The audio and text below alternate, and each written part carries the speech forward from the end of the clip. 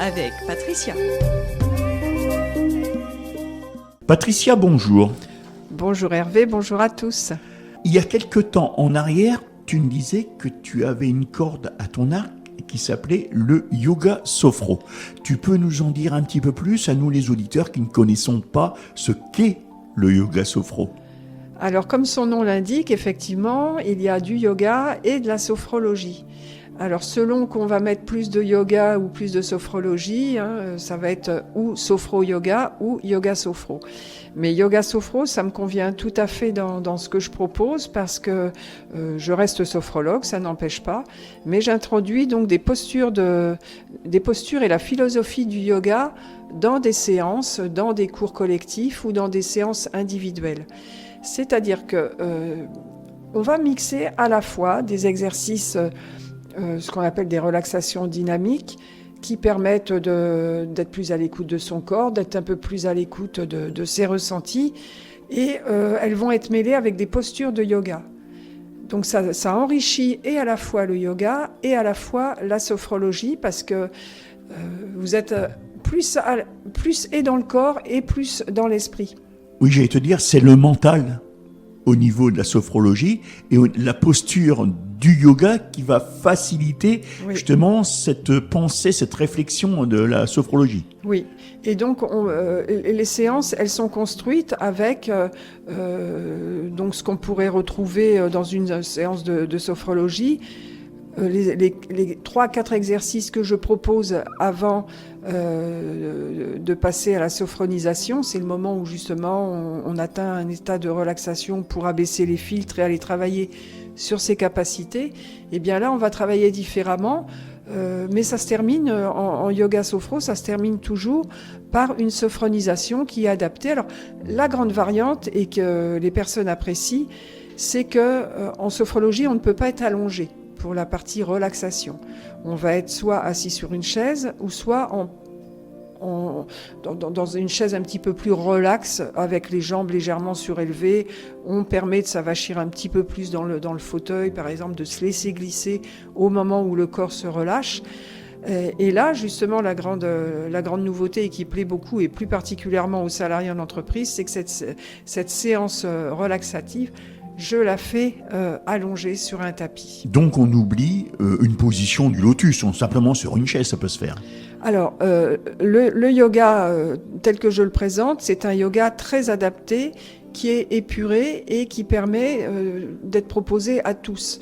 Beaucoup de personnes, quand on leur parle du yoga, me disent « Ah mais non, je n'aime pas parce que déjà je suis pas assez souple et puis en plus ça bouge pas, il n'y a pas de rythme. » Alors après, tout dépend des yogas. Il y a des dizaines et des dizaines de yogas.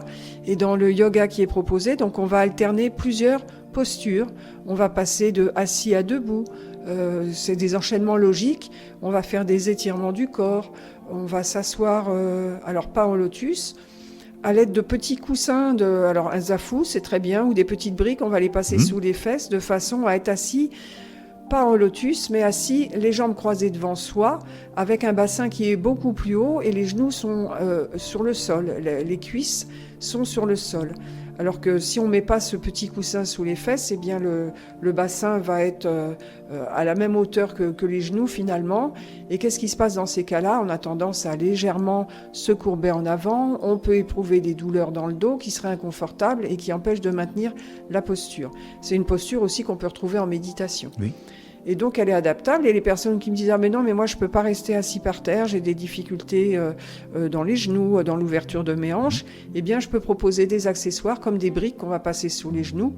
Et en dernier recours, vraiment, pour l'avoir pratiqué avec une personne de 80 ans, eh bien c'était sur chaise. Donc surtout pendant les séances,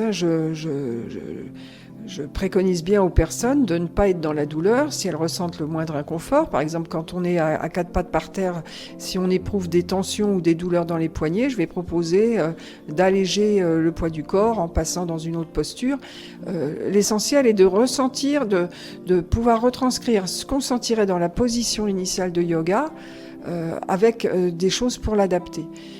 des accessoires, ça peut être des petits plaids, des petites couvertures qu'on place, qu'on plie, donc les petites briques qui sont en mousse, qui sont agréables et qu'on va passer.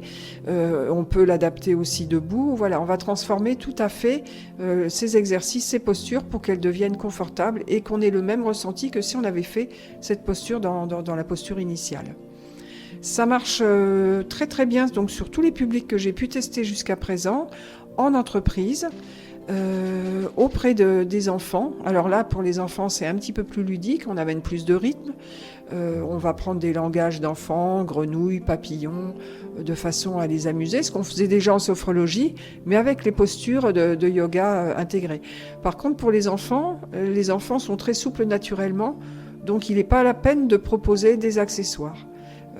Ils vont être capables de s'asseoir les jambes croisées devant eux, de se tenir droit sans éprouver de douleur. Ils vont pouvoir se permettre des exercices que les adultes qui ne sont pas entraînés peuvent faire, comme des exercices du pont où ils vont être vraiment beaucoup plus souples dans leur posture et toujours de façon ludique. Dis-moi Patricia, pour les auditeurs qui voudraient prendre rendez-vous avec toi pour faire justement du yoga sophro, ils viennent comme ils sont ou alors ils amènent leur tapis de yoga ? Alors, j'ai des tapis au cabinet. Ils peuvent amener leur tapis. Sachez que les tapis, je les désinfecte après chaque pratique. Quand je vais en entreprise, les entreprises ont leur propre tapis. Et puis les accessoires, effectivement, j'ai des accessoires en cabinet pour adapter les postures au plus confortables. Pour ce qui est de la tenue, je préconise un pantalon dans lequel on se sent bien. Un pantalon qui soit pas trop ajusté au niveau de l'entrejambe ni de la taille. J'ai un jean qui est en élastis, donc je peux très bien faire mes séances en cabinet, tout public, et puis être habillée normalement, ça ne se voit pas, le tissu est élastis. Même en entreprise, lorsque les personnes sont en robe, je les installe dans la salle de façon à ce qu'elles soient pas gênées. Si ce jour-là, elles n'ont pas pensé qu'il y avait la séance de yoga sophro, pour pas qu'elles soient gênées, voilà, je vais leur dire mettez-vous à tel endroit, les cuisses dirigées à tel endroit pour pas être gênées du regard des autres, et puis pratiquer tout à fait naturellement. Et donc ça se pratique en séance individuelle, en séance duo, c'est-à-dire 2 personnes qui veulent avoir le même objectif. Et puis donc en séance de groupe, alors à mon cabinet c'est 4 personnes. Et puis je suis à la recherche donc d'un local prochainement. Alors je n'ai pas encore trop défini l'endroit parce que j'ai beaucoup de demandes et quand vous irez donc sur mon site, vous pourrez voir dans mon agenda que je propose pour la rentrée des séances les lundis et les mardis en matinée et en soirée. Et je vais même en adapter aussi les samedis matins parce qu'il va bien falloir que je puisse répondre à la demande en petits groupes. Eh bien voilà Patricia, nous arrivons au terme de ta chronique. Mais avant, tu vas nous donner encore plein d'informations. Oui, bien sûr. Entre autres, tu travailles sur rendez-vous. Oui, sur rendez-vous uniquement, bien sûr. Donc tu as un numéro de téléphone où c'est que l'on peut te joindre. Professionnellement, tu vas nous donner ton 06. Mon 06, exactement, c'est le 06 42 66 76 89. Ton cabinet, il est situé où ? Centre-ville de Compiègne, 5 Place Choiseul, c'est sur les bords de l'Oise, dans l'ancienne école de l'état-major. Est-ce que tu as des jours de consultation ? Principalement les lundis, mardis, mercredis, samedis, une semaine sur 2 au cabinet et le reste du temps, rendez-vous soit à domicile, soit en entreprise ou bien par le biais de la visio. On peut te retrouver sur les réseaux sociaux. Sur les réseaux sociaux, exactement, donc Facebook en mon nom propre, Patricia Faletto, sophrologue, également sur Instagram, sur LinkedIn, aussi pour plus particulièrement le public des entreprises. Tu as un site ? J'ai un site qui s'appelle pf-sophrologue, sophrologue.com. En plus, ta page Facebook ? Ma page Facebook en mon nom propre, Patricia Faletto, sophrologue. Ton site et ta page Facebook, on a toute ton actualité. Toute mon actualité, et effectivement. Patricia, on n'oubliera pas non plus ta chaîne YouTube. Oui, ma chaîne YouTube en mon nom propre, Patricia Faletto, sophrologue. Et pour la visio, là, puisqu'on va en reparler un petit peu. Alors la visio, en fait, je m'adapte donc aux personnes selon qu'elles possèdent soit un ordinateur, soit qu'elles possèdent un téléphone. Il y a toujours façon de communiquer. Maintenant, c'est la modernité absolue. Et on peut communiquer même à distance. Et en cette période, c'est vraiment très utile. Ça permet d'assurer un travail de qualité tout autant qu'en cabinet. Ton téléphone, ton site et en plus ton adresse mail. Avec ces 3 façons, on peut prendre rendez-vous avec toi. Ton adresse mail, c'est laquelle? Alors, Patricia, comme mon prénom, @pf-sophrologue.com. Et enfin, tu nous redonnes ton numéro de téléphone. 06 42 66 76 89. Quoi te souhaiter